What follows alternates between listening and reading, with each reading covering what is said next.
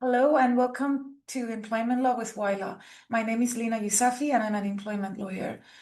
In the context of employment, whether you were fired, you were laid off, or you quit, or both you and the employer decided to terminate the contract, plays a major impact in how much you're entitled to when it comes to severance.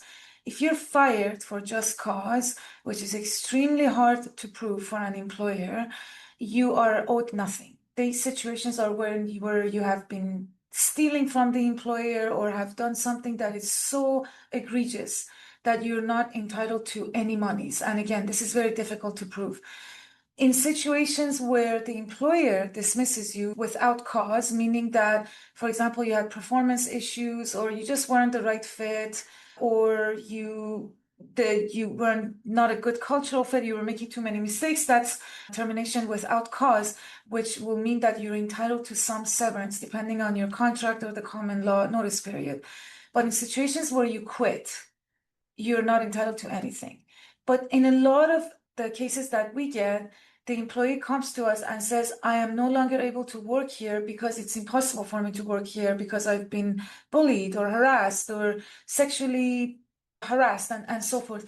In these situations, the employee doesn't really have a choice except to quit. And that's called constructive dismissal.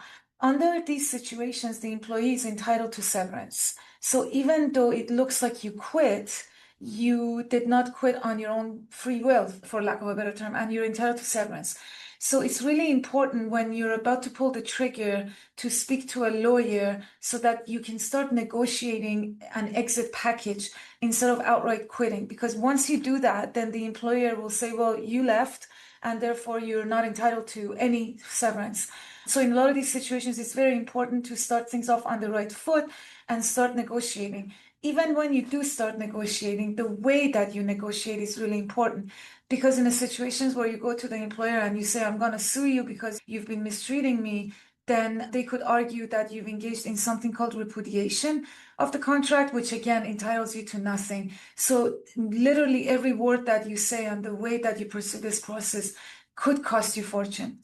For more information, please call us at 604-974-9529 or email info@ylaw.ca. Thank you.